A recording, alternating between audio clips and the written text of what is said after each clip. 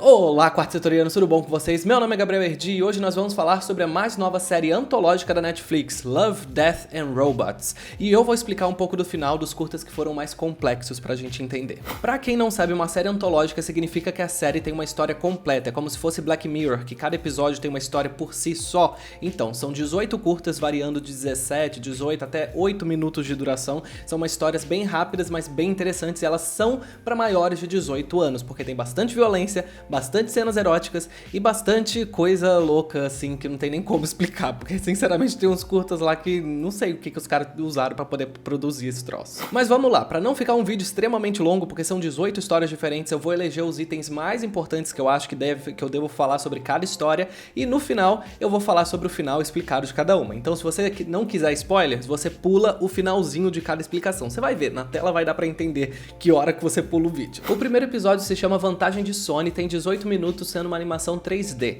A história conta sobre Sony, uma mulher que participa de ringues ilegais de luta de monstros que são controlados psiquicamente pelos participantes. As três coisas que eu acho mais importantes de falar sobre esse é: primeiro, ele é extremamente violento, bem gore. Segundo, a arte e a fotografia são excelentes. Eles fazem um jogo com luzes ultravioletas que fazem umas coisas bem surreais. E terceiro, a coreografia segue um padrão clássico de tipo, o protagonista começa ganhando, de repente parece que tudo tá perdido e aí tem um plot twist. E esse plot twist foi incrível. Quando a amante mata a Sony, o que a gente descobre é que, quando ela sofreu o abuso, seus amigos colocaram sua consciência dentro do monstro e não no seu corpo, porque ele estava muito danificado. Esse é o motivo dela não aceitar perder na luta, porque se ela perdesse, ela morreria. A segunda história se chama Os Três Robôs e tem 10 minutos de duração, também seguindo 3D realista, porém agora no gênero de comédia. A premissa é bem original, são 3 robôs que estão passeando por cidades pós-apocalípticas, tirando foto como se fossem turistas, e o incidente incitante acontece quando eles encontram um gato, e eles não têm muitas informações sobre o gato e eles acreditam que se eles pararem de acariciar o gato, ele vai explodir. Então a gente parte a história a partir daí e tem um plot twist muito louco no final. A história tem um tom completamente diferente da primeira e quase não possui enredo. A cena final já se explica por si só. Os seres humanos modificaram geneticamente os gatos e agora eles têm consciência. Mas não foi esse o motivo deles terem morrido. O que matou eles foi a natureza, igual a robô falou lá pra todo mundo. Porém, é interessante a gente perceber também que foi provavelmente um tsunami que atingiu aquela cidade em específico, porque a gente tem um navio que atingiu um prédio e a gente também vê a descrição da roupa de uma menina falando que está úmida. O terceiro curta se chama A Testemunha e tem 12 minutos de duração. Ele sinceramente se tornou um dos meus favoritos pela questão de arte, fotografia e direção. Parece que as câmeras são reais gravando os momentos lá, porque tem granulado, tem iluminação muito louca, os focos ficam saindo, as luzes ficam piscando. É uma coisa que tá muito realista, mas ao mesmo tempo eles misturam um pouco de elementos de quadrinhos, então fica uma coisa muito louca. Sinceramente, foi o melhor estilo que eu vi de animação de toda essa série. Tem uns curtas ali dentro que são super realistas, mas esse, questão estética e atmosfera do ambiente todo, sinceramente foi o melhor de todos na minha opinião. A história em si é sobre uma mulher que olha pela janela do apartamento dela e presencia um assassinato, e o assassino vê ela, então eles começam uma perseguição, umas coisas loucas, então é bem interessante a história em si, mas por questão estilística esse troço recebe um 10 sem sombra de dúvidas. Uma coisa importante de falar sobre ele também é que ele definitivamente é para maiores de 18 anos, então toma cuidado onde você for assistir. Esse final pode ser interpretado de duas formas. A primeira como sendo um looping infinito, mas a segunda é a mais interessante. Diz que a protagonista na verdade mata o seu agressor e então começa a ser perseguida pelo fantasma, ou seja, pela memória do acontecimento. O que indica esse fim é a presença em letreiros dizendo "She's crazy", ou seja, ela está louca, e as animações do agressor se transformando em demônio entre os frames da série. A quarta história se chama Proteção contra Alienígenas e também é muito interessante. Tem 17 minutos e segue meio que um estilinho parecido com o Aranhaverso, a animação deles. A história é sobre um fazendeiro e a sua mulher que defendem a fazenda de alienígenas. Mas uma coisa muito louca, porque eles têm tipo aqueles robôs mechas, sabe? Que eles vão entrando e aí os outros fazendeiros também vão combater. Enfim, eu não vou dar spoilers, mas saibam que o plot twist do final é bem interessante também. Duas coisas que eu acho bastante importante de falar sobre esse curta em específico é que os personagens têm bastante carisma. Você entra na história meio que já no começo do segundo ato, já tendo meio que uma batalha final, só que ao mesmo tempo você já se importa com eles porque eles têm bastante personalidade. Então isso é uma coisa que eu acho que vale a pena falar sobre. Sendo um dos curtas que tem a história mais estruturada, descobrimos que os fazendeiros moram em um planeta que não é a Terra e em pequenas colônias que se protegem das infestações de aliens. Ainda fica em aberto como que eles foram parar lá nesse planeta, mas uma fala do protagonista indica que talvez seja uma espécie de missão, quando ele diz que alguém mandou ele ir pra fazenda porque seria mais tranquilo. O quinto curta-metragem se chama Sugador de Almas e tem 13 minutos de duração. A história é sobre um grupo de mercenários que são contratados por um arqueólogo que acabam acordando uma criatura mitológica. Particularmente eu não gostei da história porque começou sem apresentar o mundo, sem apresentar personagem, a gente só entra dentro da ação e é uma coisa bem tipo violenta, sangue pra todo lado, meio sem motivo. Parece que só isso era pra poder ser o suficiente pra entreter as pessoas, e não foi. Então eu não gostei desse e vamos pro próximo. A cena final mostra uma caverna cheia de criaturas como o Drácula e, pelo que a gente pode entender, são outros humanos que foram transformados, assim como eles também serão. Então, é mais ou menos aquela ideia de vampiros transformando outros vampiros. O sexto curta-metragem é Quando o Iogurte Assume Controle. Ele tem 7 minutos, é uma comédia e é um dos mais estranhos, porque é sobre cientistas que dão consciência a um iogurte e ele se torna líder do planeta. Esse curta tem uma mensagem bem interessante. O final e a história em si é uma metáfora para a tecnologia. Ela é capaz de nos proporcionar uma vida boa e feliz, mas a gente não pode ficar dependente completamente. Assim como o iogurte, se ela sumisse, o que aconteceria? A sétima história se chama Para Além da Fenda de Áquila e tem 16 minutos, e sinceramente é uma das que tem um plot twist mais louco de todas essas daqui. Ela é uma daquelas histórias que você assiste, parece que você assistiu por 1 hora de duração e na verdade foram só 16 minutos. É sobre uma tripulação que atravessa uma fenda no espaço-tempo e aí eles vão parar em um lugar que eles nunca tinham imaginado antes. O ritmo é um pouco mais lento do que o das outras histórias, mas em si a história é interessante de ver. Tom é o capitão da tripulação e está indo de volta para a Terra. Para isso, ele usa um portal que falha e os leva para anos-luz do seu destino. Quando é acordado, encontra uma mulher que conhecia em seu passado e ela o informa o acontecido. Porém, é somente depois que outra tripulante alerta ele que ele percebe ter algo de errado. A realidade do fim é que a nave acabou sendo capturada por uma criatura alienígena que, semelhante a uma aranha, tece teias capazes de controlar psiquicamente suas presas. Tom acaba voltando à simulação após descobrir a verdade e novamente esquece de tudo, vivendo na ignorância, porém feliz. Oitava história se chama Boa Caçada e tem 17 minutos. É uma das que também parece durar mais tempo do que realmente dura, porque eles conseguem acrescentar bastante coisa dentro do enredo. Tem apresentação de personagem, apresentação de conflito, parece que é um mini-filme dentro de uma estrutura de curta-metragem. Ele é sobre o filho de um caçador de espíritos que faz amizade com uma criatura metamórfica. E a gente lendo a sinopse pode achar que é uma fantasia tranquilinha, mas meu Deus, que curta incrível! Ele tem uma excelente mensagem por trás e as situações são extremamente originais que misturam um pouco de cyberpunk com animação oriental. Ele é quase como um prólogo para uma história grande, a gente consegue imaginar como seria uma série baseada nela dali pra frente.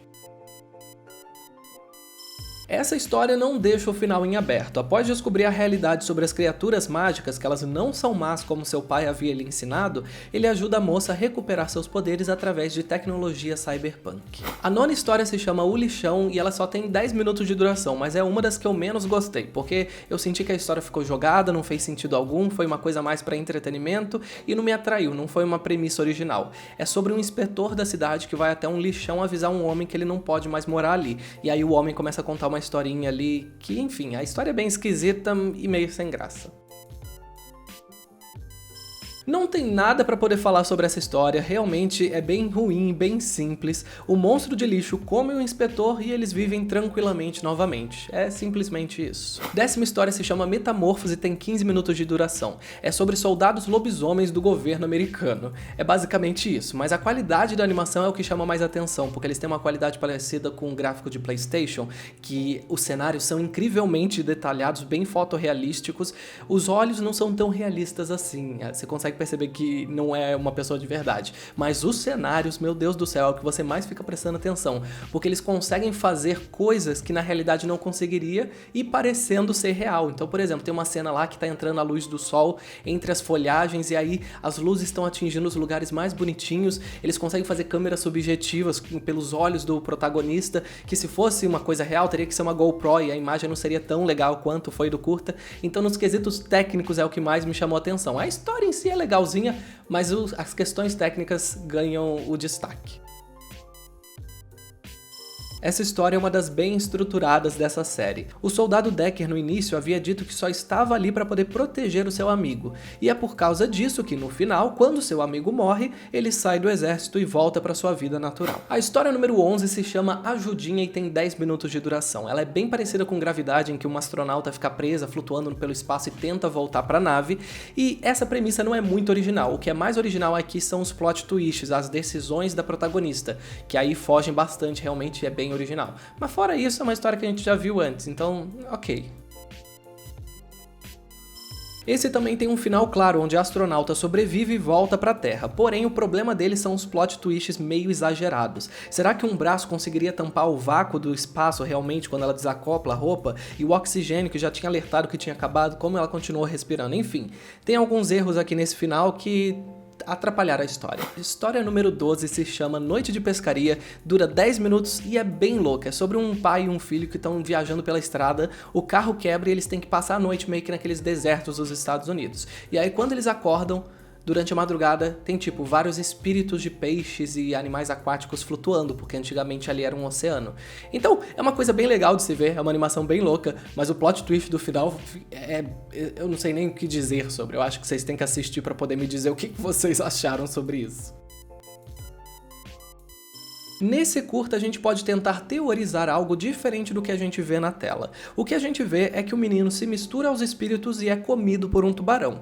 Porém, o que pode ser interpretado também é que tudo aquilo foi um delírio do calor dos dois e o menino morre ao tentar pular da pedra para mergulhar com as criaturas. Talvez? O que vocês acham? A história número 13 se chama 13, número da sorte, porém tem 14 minutos de duração. Ela acompanha a vida de uma piloto novata que recebe a nave número 13 para poder pilotar. Só que todo mundo conhece aquela nave por ser azarada e sempre causar acidentes com a tripulação. Novamente é uma história fotorrealística e dessa vez a protagonista é feita pela Pusey de Orange is the New Black, então vocês vão ver um rosto familiar por ali. Uma coisa que eu tenho que falar é que essa daqui teve novamente um cenário futurístico e por ser a número 13 já tiveram 12 curtas-metragens antes, fica um pouco entediante ficar vendo esses cenários iguais, naves voando, tiros de raio laser e tudo mais, mas a sorte deles é que eles conseguiram apresentar bem a protagonista e o conflito, então a gente consegue sim se prender ali na história e sentir alguma coisinha no plot twist do final.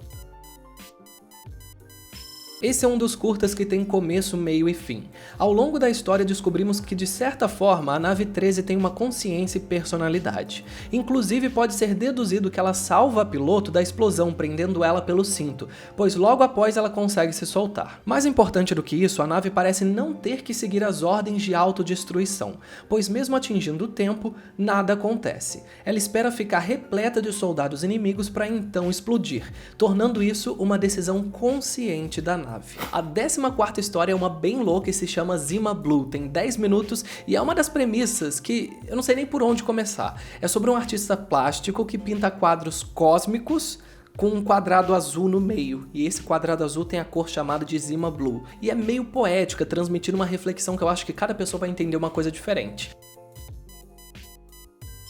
O final é, assim como o curta, uma grande metáfora. O Zima modifica seu corpo para poder tentar aguentar qualquer situação no cosmos, e mesmo viajando por cenários magníficos, ele retorna com a conclusão de que a ingenuidade é o caminho para a felicidade. Reflexão muito semelhante ao curta Para Além da Fenda de Áquila, no qual o protagonista volta para a realidade simulada. A 15ª história se chama Ponto Cego, tem 8 minutos e eu não achei nada interessante, porque imagina uma corrida maluca com ciborgues e transformers, é basicamente isso.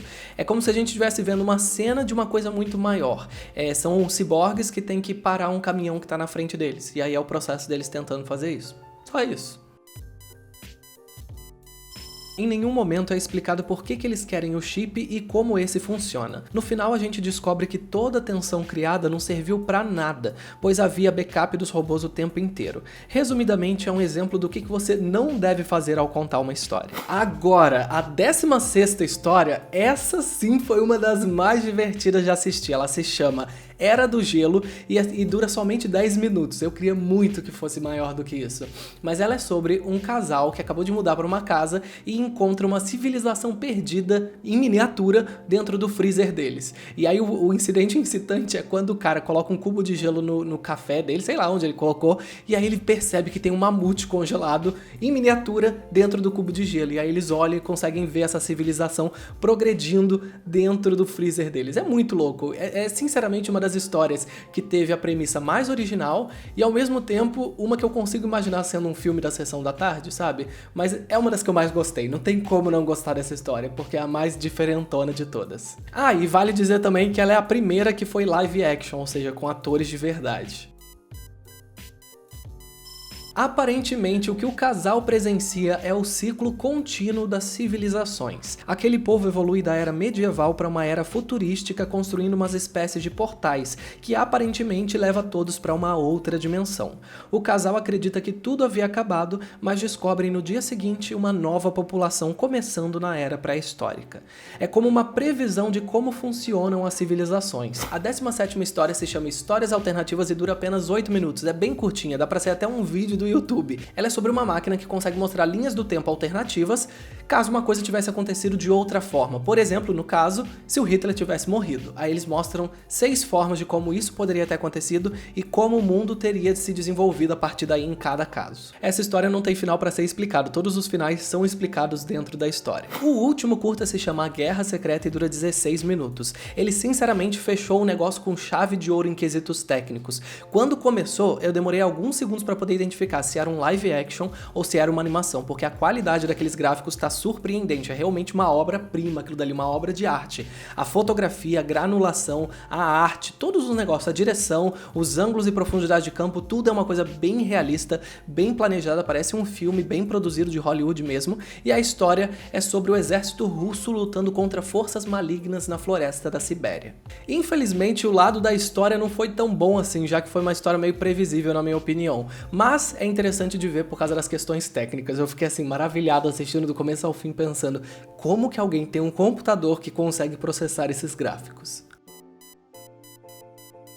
O que a gente entende pela história é que o exército foi enviado para acabar com os monstros conjurados por um grupo de ocultistas. O final também já é explicado na tela, com o filho do capitão retornando e dizimando as criaturas com a ajuda das forças aéreas. É isso, gente. Eu espero que vocês tenham gostado do vídeo, mesmo eu tendo que inovar no estilo dele, porque são 18 histórias diferentes. E se você já assistiu essa antologia da Netflix, qual foi o curta que você mais gostou? O meu, em questão de animação, foi o da menina que presenciou o assassinato, na questão de técnica, dos efeitos, da atmosfera fílmica, e o que eu mais gostei de história foi o Era do Gelo, que foi a civilização antiga presa dentro do freezer. Realmente foi uma das premissas mais originais e eu queria muito ver um filme desse troço produzido. Mas é isso, se você gostou do vídeo de hoje, não deixa de deixar seu like, ativar as notificações, se inscrever, dar uma olhadinha na nossa página do Apoia-se clicando aqui em cima, e eu vejo vocês no próximo episódio.